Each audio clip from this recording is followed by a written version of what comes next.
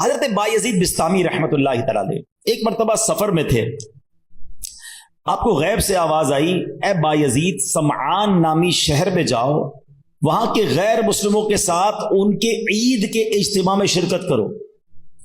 بایزید فرماتے ہیں کہ اللہ پاک کی پناہ، میں غیر مسلموں کے تہوار میں شرکت کروں؟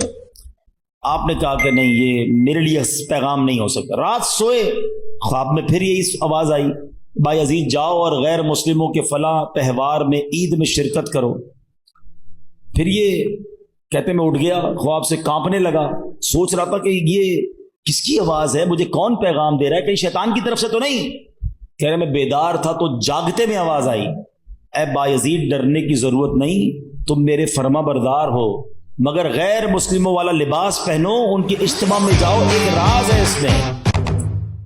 اب حضرت بایزید اللہ کے برگزیدہ بندوں میں سے اب سمجھ گئے کہ یہ شیطان کی طرف سے آواز نہیں ہے، یہ رحمان کی طرف سے پیغام ہے۔ آپ نے لباس پہنا اور آپ چلے گئے غیر مسلموں کے تہوار میں۔ اب سارے بہت بڑا میدان، بہت بڑا میلہ، سب لوگ اپنے سب سے بڑے عالم کے انتظار میں بیٹھے ہیں۔ کچھ دیر بعد ان کا عالم آیا، سب لوگ بیٹھ گئے، اس نے تقریر کرنی تھی، مگر جیسی وہ عالم تقریر کرنے کھڑا ہوا نا، وہ کپ کپانے لگا، لرزنے لگا۔ لوگوں نے کہا اے سردار آپ تقریر شروع کیجئے۔ تو کہتا ہے کہ تو ہمارے اجتماع میں ایک محمدی بیٹھا ہے، ایک اللہ کے آخری نبی کا امتی بیٹھا ہے، اور وہ تمہارے دین کا امتحان لینے آیا ہوا ہے، اس لیے میری آواز ہی نہیں نکل رہی ہے۔ پھر اس نے بلند آواز سے کہا اے محمدی، اے اللہ کے آخری نبی کے امتی، کھڑے ہو جاؤ۔ حضرت بایزید بسطامی کھڑے ہو گئے۔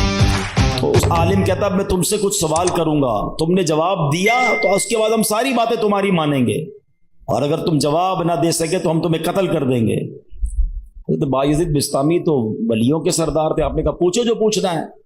اس غیر مسلم نے بھرے مجمع میں 61 سوال کیے، 61 کوسچن کیے حضرت بایزید بسطامی سے۔ حضرت بایزید بسطامی نے سب کے سب ٹھیک جواب ارشاد فرما دیے۔ حضرت بایزید بسطامی نے اسے سوال کیا، تم نے کر لیے سوال، اب میں سوال کرتا ہوں، بتاؤ آسمانوں اور جنت کی چابی کیا ہے؟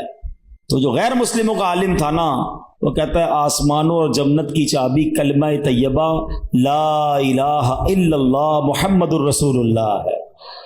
اللہ پاک نے اس کی زبان پر حق جاری کر دیا۔ اب اپنے اتنے بڑے عالم کی آواز سن کر، اس کا جواب سن کر، اس میدان میں ہزاروں غیر مسلم تھے، سب کے سب کلمہ پڑھ کر مسلمان ہو۔